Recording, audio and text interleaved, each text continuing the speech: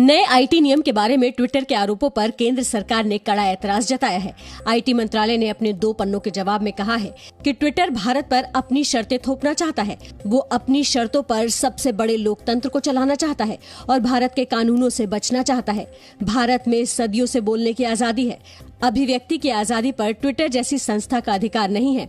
कानून बनाना भारत सरकार का अधिकार है और ट्विटर नहीं बताएगा कि भारत क्या कानून बनाए। ट्विटर को भारत का कानून मानना ही होगा। दरअसल नए आईटी गाइडलाइंस पर ट्विटर ने कहा था कि हम नियमों का पालन करने का प्रयास कर रहे हैं, लेकिन यूजर्स की निजता के अधिकार से समझौता नहीं कर सकते। हम टूल किट केस में पुलिस की कार्रवाई के बाद अपने कर्मचारियों को लेकर चिंतित हैं। अभिव्यक्ति की आजादी पर संभावित खतरा चिंता का विषय है। ट्विटर के आरोपों पर सरकार ने ये भी कहा है कि ट्विटर का बयान भारत को बदनाम करने की कोशिश है। सरकार ने ये भी आरोप लगाया कि ट्विटर खुद ही बोलने की आजादी रोकता है। दिल्ली पुलिस ने टूल किट जांच मामले में ट्विटर पर जांच में बाधा डालने का आरोप लगाया है।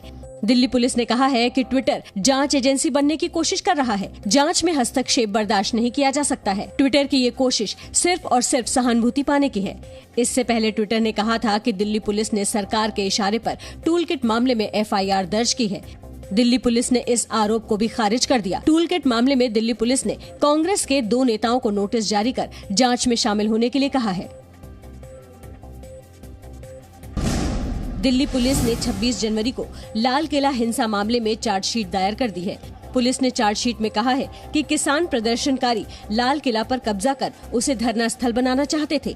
चार्जशीट में ये भी बताया गया है कि हिंसा की साजिश नवंबर-दिसंबर 2020 में रची गई थी।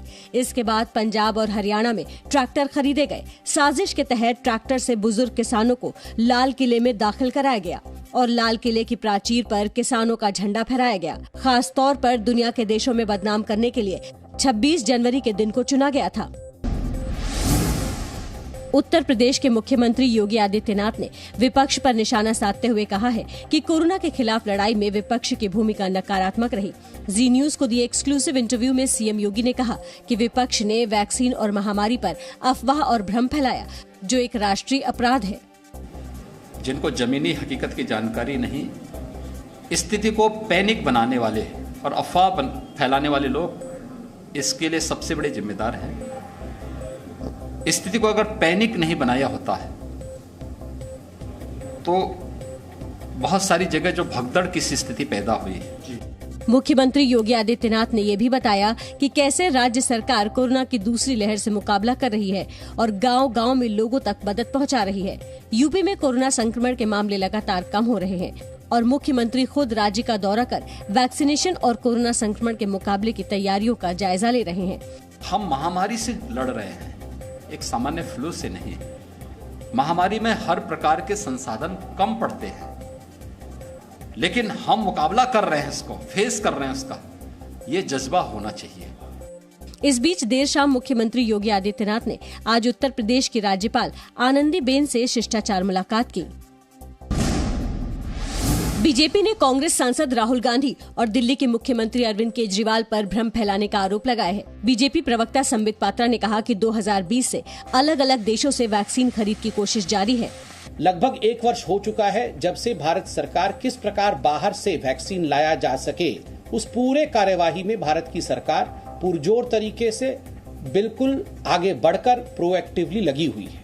कांग्रेस सांसद राहुल गांधी ने आज ट्वीट किया, केंद्र सरकार की प्राथमिकता सोशल मीडिया, झूठी इमेज, जनता की प्राथमिकता रिकॉर्ड तोड़ महंगाई, कोरोना वैक्सीन, ये कैसे अच्छे दिन।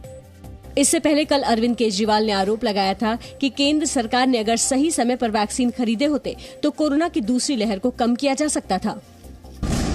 कोरोना वैक्सीनेशन को लेकर मचे घमासान पर केंद्र ने इससे जुड़े भ्रम और सच को लेकर स्थिति साफ करने की कोशिश की। नीति आयोग के सदस्य वीके पॉल ने कहा कि सरकार की कोशिश ज्यादा से ज्यादा लोगों को वैक्सीन देने की है। ये कार्यक्रम अपनी गति से आगे बढ़ रहा है और इसमें कोई दो राय नहीं है कि आने वाले हफ्तों में इसमें और एक्सेलरेशन होगा। वीके पॉल ने कहा कि ऐसा नहीं है कि दुनिया में वैक्सीन आसानी से सप्लाई के लिए मौजूद है। Updates with Moderna, updates with J&J होते गए हैं, लेकिन अब एक सक्सेस स्टोरी भी देखिए। स्पुतनिक की तरफ जब दोस्ती का हाथ बढ़ा और मिलके काम करना शुरू करा तो रिजल्ट भी आ गए। डॉक्टर पॉल के मुताबिक कोवैक्सीन का उत्पादन अक्टूबर तक बढ़ाकर 10 करोड़ प्रतिमाह हो जाएगा, जो अभी 90 लाख प्रतिमाह है। कोविशील्ड का उत्पादन भी आने वाले समय में 5 करोड़ से बढ़कर 11 करोड़ हो जाएगा, जिससे देश में वैक्सीनेशन में तेजी आएगी। डॉक्टर वी के पॉल ने यह भी कहा कि अगर हम सब मिलकर कोशिश करेंगे तो तीसरी लहर को आने से रोका जा सकता है। देश में कोरोना संक्रमण की रफ्तार लगातार दूसरे दिन बढ़ी है। हालांकि राहत की बात यह है कि मौत के आंकड़े में गिरावट देखने को मिली है। बीते 24 घंटे में देश में कोरोना के नए मरीजों की संख्या 2,11,298 रही, जबकि 24 घंटे के अंदर कोरोना से 3,847 लोगों की मौत हुई। एक दिन के अंदर देश में 2,83,135 लोग कोरोना से ठीक भी हुए।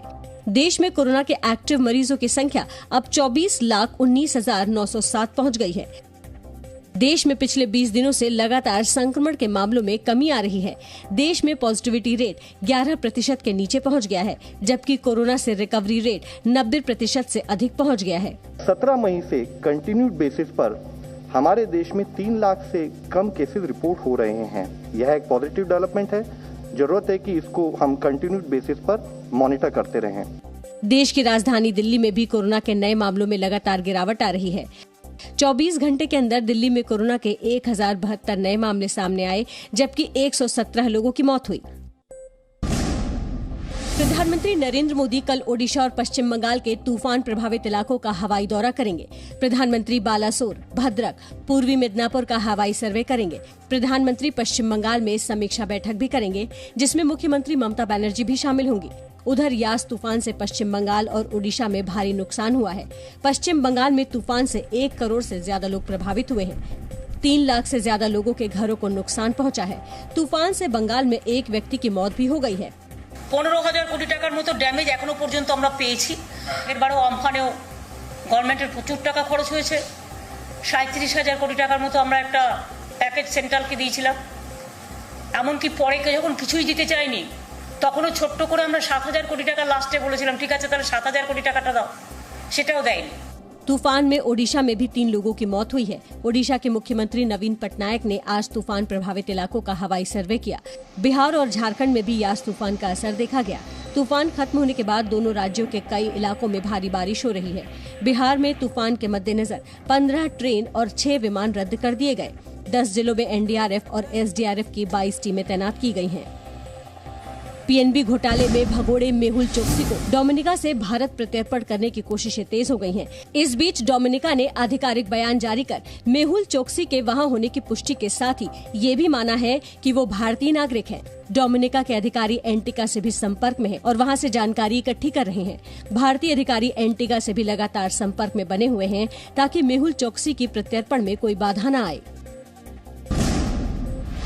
पहलवान सागर धनखड़ की हत्या के आरोप में गिरफ्तार रेसलर सुशील कुमार की वारदात की रात की एक्सक्लूसिव तस्वीर जी न्यूज को मिली है। इस तस्वीर में सुशील कुमार के हाथों में लाठी दिख रही है और जमीन पर जो शख्स घायल पड़ा है वो पहलवान सागर धनखड़ बताया जा रहा है, जिसकी दिल्ली के छत्रसाल स्टेडियम में 4-5 मई की रात को पीट कर हत्या कर दी गई थी। इस केस में सुशील कुमार 6 दिन की पुलिस रिमांड पर है। सूत्रों के मुताबिक सुशील कुमार पूछताछ में सहयोग नहीं कर रहा है, इसलिए दिल्ली पुलिस अब पूछताछ के लिए मनोवैज्ञानिक विशेषज्ञ की मदद ले रही है। दिल्ली पुलिस की टीम के साथ मनोवैज्ञानिक विशेषज्ञ भी मौजूद रहते हैं।